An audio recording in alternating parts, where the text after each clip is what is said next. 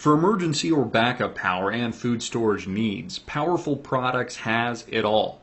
Check out the new Goal Zero Yeti 150 Escape Kit, the perfect on-the-go solar power kit for emergency or camping. Available only at powerfulproducts.com.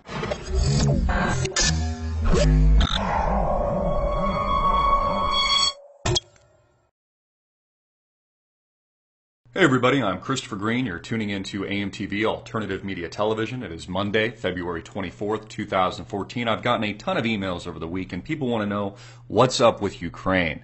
Are they having a revolution? Is this about freedom fighting? Is this about, establishing democracy and ousting an old dictator so, a new Obama savior can come and save the Ukrainian people? And of course, they keep talking about the snipers that are picking off protesters. That's much propaganda here in the West. Not that that hasn't happened, but it's being used as a guise and a reason to topple the regime. It kind of makes you wonder if Obama, now that he's so supportive of the Ukrainian opposition, the terrorists that are have actually successfully, with Western and U.S. Support specifically, taken over a country. You wonder if Obama would be open to his own ousting, if he would be open to his own revolution, to be thrown out of his position of power into jail, which is exactly what they've helped to promote for one reason: Russia. I just mentioned it. We're at war with Russia. First of all, this video here, I Am a Ukrainian, is a total propaganda piece put out by the NGO, much like Kony 2012, I believe it was. Was it 2012? Kony, you remember the guy? You remember the viral video? Put a sticker, donate money, and then, a couple days later he finds himself slapping his private parts all over a city street in San Diego.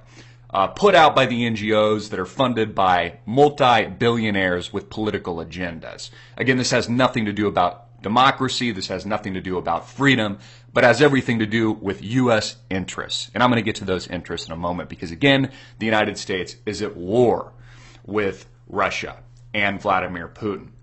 This video, which had gone very, very viral, millions and millions of views, over 7 million views, is total bullshit and a total propaganda piece put out by the regime. All you have to do is go to the About page. This has already been discussed in detail.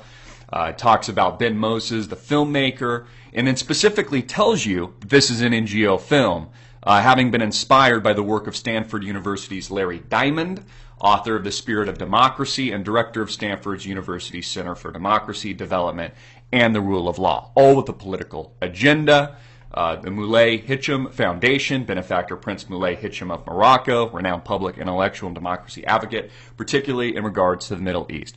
All propaganda, all funded by an NGO, and all funded by billionaires with a political agenda that back these movements, whether or not it's Kony 2012 or it's I'm a Ukrainian. Hey, look, I'm a pretty girl with pretty eyes and pretty hair, and we did this semi-professional video about freedom because snipers are killing us, and the American people just fall over hand over fist and support something that they don't even understand the complexities of. And that's the point. What's happening in Ukraine is also extremely complex. It's not just what you're getting at face value.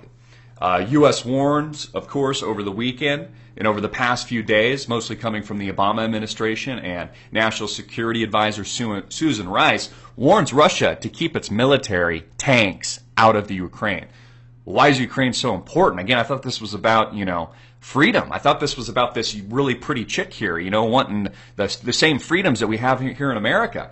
I mean, what's this revolution about? Why would Susan Rice be so adamant to warn the Soviet Union and Vladimir Putin specifically, which they just closed the games, they just closed up the Winter Olympics? Why would they be warning Russia? Much of this has to do with not just the military and Russia's military and the position of their sea fleet in the region in Crimea, but also the United Nations and the European Union's ability to integrate Ukraine into the debt Ponzi scheme that makes up the European Union. Of course, by integrating Ukraine into the debt Ponzi scheme, they have control over Ukraine. And that's exactly what the European Union is. That's exactly what these bailouts are. And it's exactly why, if you read in the finance section today, volatile Ukraine may now face default risk Ooh, they might have a sovereign default, which means the European Union has to save it, which means once they saddle Ukraine with even more and more debt that's owed to the European Union and owed to these New World Order bodies, creating forever indebtedness into infinity, which is what the European Union is, which is what the United States is, Ukraine owes everything to the European Union, U.S. interests, and Western-backed nations, namely the United States and the United Kingdom. So it's exactly why you're reading now, volatile Ukraine may now face default risk. This is exactly, of course, what the United States wants. It's what the European Union wants. It's what the UK wants. It's what these NGOs want. It's what these Western nations want. This is what the war is about. Now, once they have control of Ukraine, this is a strategic military and economic position to take against Russia. There was another update earlier this morning. It says Ukraine calls for urgent aid. Give us debt. Give us your debt, European Union. Save us, United Nations. Integrate us into the debt Ponzi scheme so that we owe you everything and the United States takes control. Of course, this has all been pre-planned. Why do you think they put out this video? Why do you think they're making this about democracy when it's really about military intervention and control of a country economically? Also, Ukraine has a tremendous amount of natural gas exports that run through directly and run through the Ukraine that make up 80% of those transfers to Europe and to those member countries of the European Union. I'll get to that in a moment. People want to know why Russia is important. Well, for Europe, Ukraine is most important for its location. Why Ukraine is important, particularly as a transit state for energy. Roughly 25% of the European Union's natural gas comes from Russia, and 80% of that gas transits Ukraine. Ooh, wow. What a quinky-dinky. What a coincidence. So that's why the United States and the European Union's interested in Ukraine. Roughly 25% of the European Union's natural gas comes from Russia, and 80% of it has to just miraculously transit through Ukraine. How convenient to have a revolution in this country. Ukraine's transit role is likewise important to Russia, but Russia also values Ukraine because of other economic industries like steel and agriculture that have served as vital inputs for Russia's economy from the Soviet era to the present. But here is where it gets even more serious, folks. Russia's interests in Ukraine go beyond the economic sphere. Ukraine is also important for military reasons.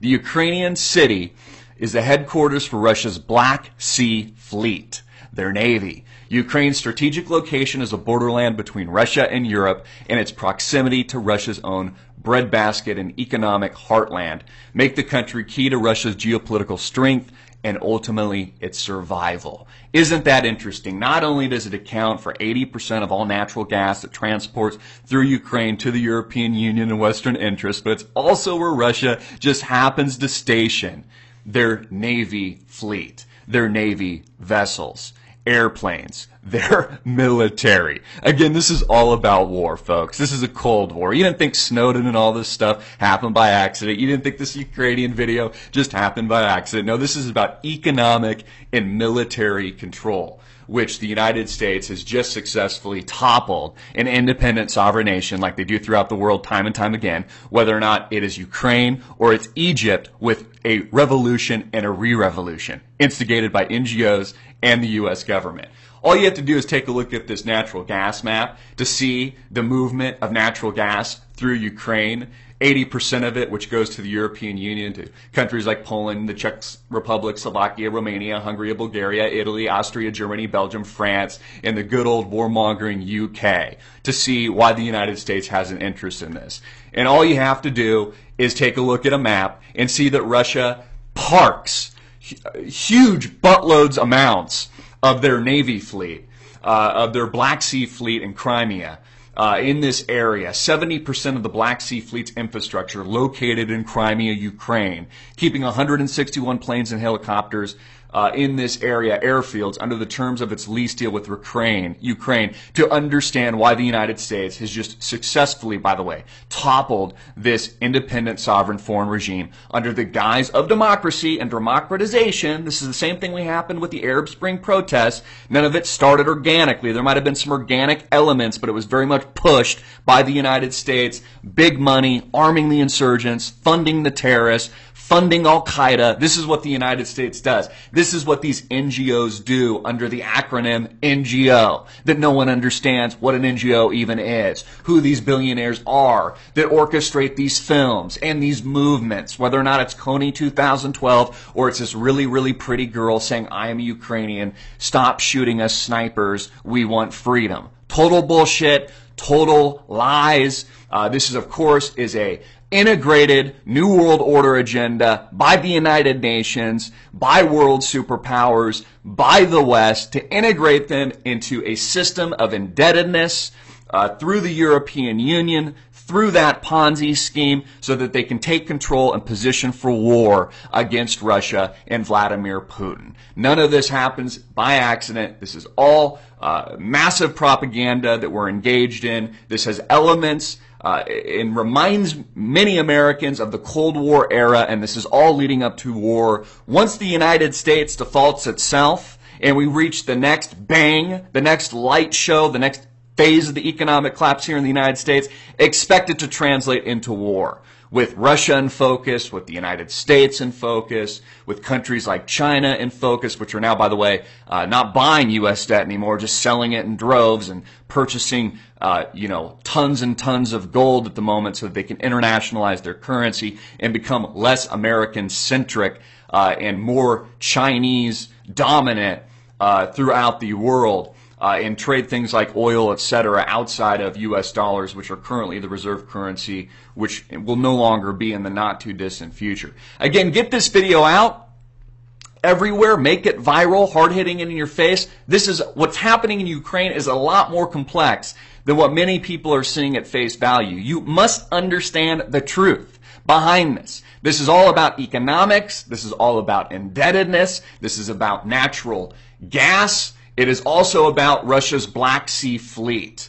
And the United States is clearly at war with Russia. Russia is clearly at war with the United States. Get ready for World War III, peeps! Aren't you excited? Aren't you excited that these NGOs and Obama and these people like Susan Rice that are bankrupting America with Obamacare right now, where it's going to probably cost $700-800 for a family of four to purchase health care, are also sending us to war, are also playing the chess piece, these international war games with Russia right now, basically giving Vladimir Putin the middle finger in Crimea, which really only helps to instigate and promote a reaction from Russia. Aren't you excited for that? By the way, China is an ally of Russia. Russia is an ally of China. Also, they're allies with Iran. Aren't you getting excited for this world war? Aren't you getting excited for this? Because Obama's going to ask you to die in it in the not-too-distant future. So you can save America under the guise of freedom, even though we live in an Orwellian police state monitored by the NSA.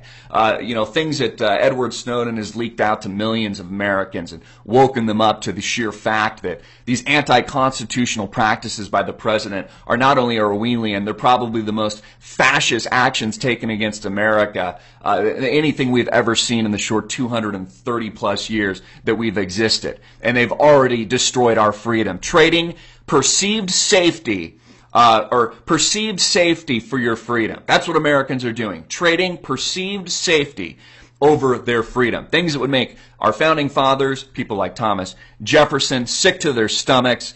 All of these individuals that founded this country and feared an authoritarian centralized government would be rising up right now in the streets, ringing the alarm bells, sounding the alarms that the British are coming, the British are coming, the British are coming. But it's not the British this time. It's Obama. It's the President of the United States. It's these NGOs. It's the European Union. It's the United Nations. It's the all these bodies that are working against American interests and working and helping to propel this global interest, this global banking cabal, international economic cabal of total power and global control and massive propaganda faced at the American people, all of which we will pay the price. We'll be the ones being shot at, just like Ukrainians being shot at by snipers. Don't think for a minute Obama wouldn't shoot your ass right in front of the White House